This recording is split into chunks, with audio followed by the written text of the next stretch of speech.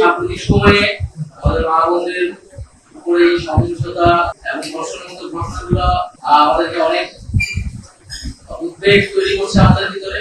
তো আমরা এটাও জেনেছি যে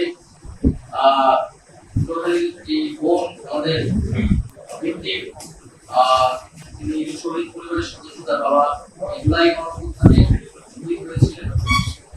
শুধু শহীদ পরিবারের কন্যা হিসেবেই না, একজন দেশের সাধারণ মেয়ে হিসেবে, সাধারণ নাগরিক হিসেবে তিনি আমাদের বোন ন্যায় বিচার প্রত্যাশা করেছেন। এবং আমরা জাতীয় নাগরিক পার্টির পক্ষ থেকেও এই যে ঘটনা, এই যে মর্মান্তিক ঘটনা, তার বিচার চাচ্ছি দ্রুত সময়ের মধ্যে সুষ্ঠু তদন্ত করে এটার বিচার, এই ঘটনার বিচার নিশ্চিত করতে হবে। এবং শুধু এই ঘটনা নয়, এই ধরনের ঘটনাকে রোধ করার জন্য কঠোরতম শাস্তি ব্যবস্থা করতে হবে। এবং সরকার যে আইন পরিবর্তনের চিন্তা ভাবনা করছে বা সিদ্ধান্ত নিয়েছে, আমরা চাই সেটা যাতে দ্রুত সময়ের মধ্যে বাস্তবায়ন হয় এবং সারা দেশে এই যে নারীর প্রতি সহিংসতা এবং ধর্ষণের ঘটনাগুলো যাতে নিয়ন্ত্রণে আসে এবং এটা আমরা পুরোপুরি বন্ধ করতে পারি। দ্বিতীয়ত হচ্ছে, এই ঘটনার দুইজন আসামি নাম শোনা গিয়েছে, মামলা হয়েছে, এর মধ্যে একজনকে গ্রেফতার করা হয়েছে। আমরা দাবি জানাচ্ছি 24 ঘন্টার মধ্যে আরেকজন যে আসামি, সে আসামিকে গ্রেফতার করতে হবে এবং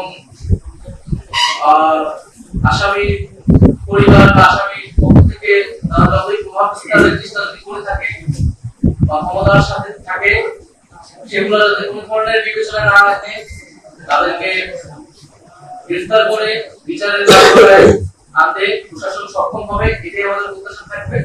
যদি এমনটা না হয়, তাহলে জাতীয় নাগরিক পার্টি তার জায়গা থেকে রাজপথে এই বিষয়ে অবশ্যই অবস্থান জানাবে।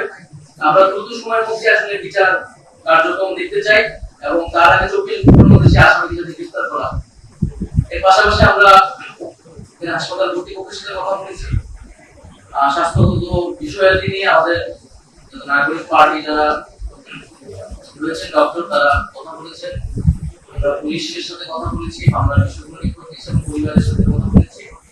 পরিবারের সার্বিক সুবিধা, সার্বিক সহযোগিতা যে কোনো ধরনের, তার ভবিষ্যৎ শিক্ষাগত সবকিছুতে জাতীয় নাগরিক পার্টির পক্ষ থেকে আমরা তাদের পাশে থাকবো এবং আমরা আশা করবো সরকারের জায়গা থেকে সরকার এই পরিবারের পাশে এসে দাঁড়াবে।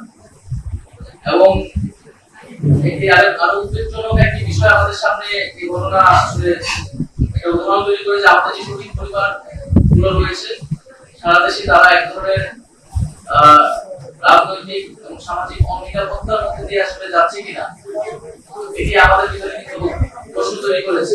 সেই জায়গা থেকে সরকারকে অবশ্যই আইন শৃঙ্খলার এবং জননিরাপত্তা যেমন নিশ্চিত করতে হবে সকল নাগরিকের জন্য, পাশাপাশি এই পরিবারগুলোকেও এক ধরনের নিশ্চয়তা দিতে হবে, নিরাপত্তার ব্যবস্থা করতে হবে।